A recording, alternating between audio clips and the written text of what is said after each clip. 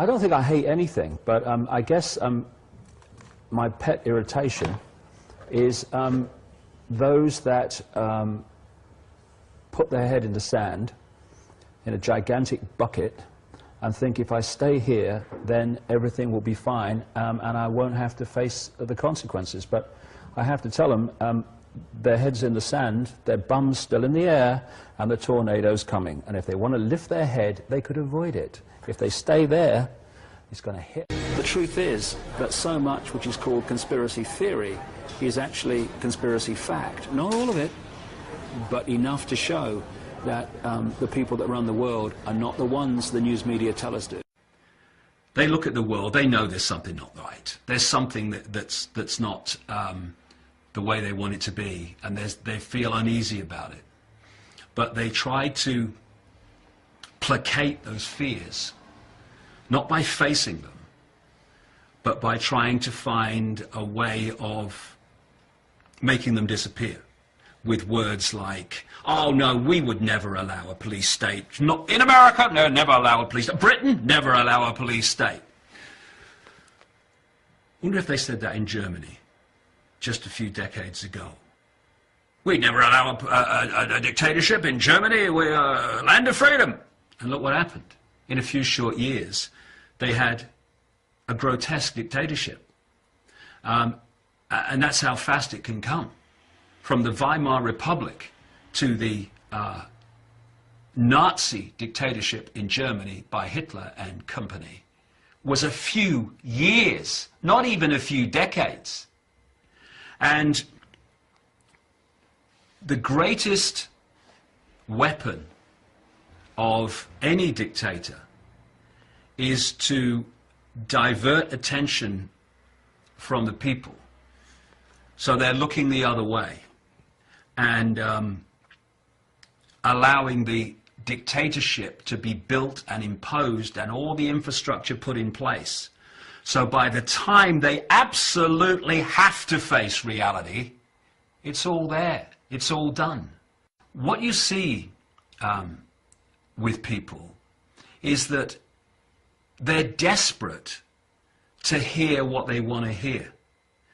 And they're desperate for people to say, oh, no, these conspiracy theorists, they're all crazy, you know, they're all paranoid. It's not really going on. It's ridiculous. And this is done to protect you. This is done for you. You know, we're the government. We care for you. This is why we're doing it. So you go to sleep, you know, watch the telly. There's a game on in a minute, and you'll be fine. And we're just going to build another concentration camp. Okay, see you later. And what we need to do is stop this self-indulgence of picking up what we want to hear and trying to get ourselves to believe it. There's not a problem here. And actually look it in the face and realize that, if anything, George Orwell understated what we are heading towards unless we step up en masse and say enough, no more. Where's their power? Their power is in the people saying, oh, well, I don't like it, but it's the law, and so we better obey it. You know, okay, we've had a discussion, and we've decided we're going to introduce a law today where we're going to take our children, your children from you, okay, and we're going to put them in a national education centre, and we're going to control them, and maybe you can see them twice a year, okay? We're passing the legislation this afternoon. Would you accept that? Would parents accept that? What would they do? They'd stand up and say, we're not having this. So there is a point then where people en masse will say enough. It's just a case of when are we going to say that? Are we going to say it now, while we still have some time to bring an end to this nonsense, or are we going to start saying we're not having that at the point when they're introducing legislation to take our children away?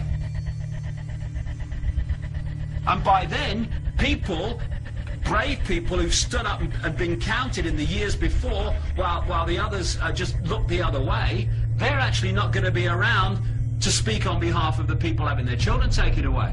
So, are we going to make a stand now and draw a line in the sand and say here and no further, in fact we're going to roll this back?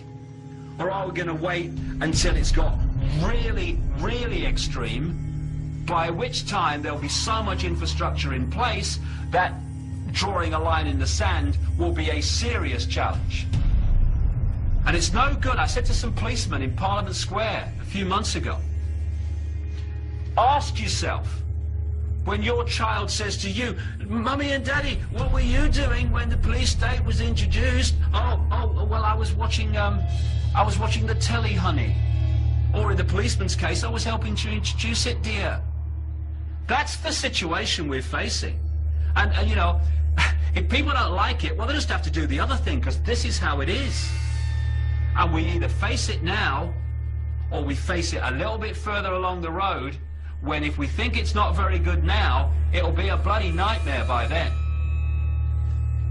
It's time to lift the arse off the sofa and bring an end to this nonsense, because otherwise we're just building our own prison cell or sitting around. It's me, me, me, me. Well, that's fine, but one day I say to these people, me, me, me is going to knock on your door, and you're going to realize that reality dawns, and you're going to realize the world that by your silence, when you had the opportunity, you have allowed to unfold for the later years of your life, and for most of the life of your kids and all the life of your grandkids. I'm sorry that I'm struggling to find words, because words fail me.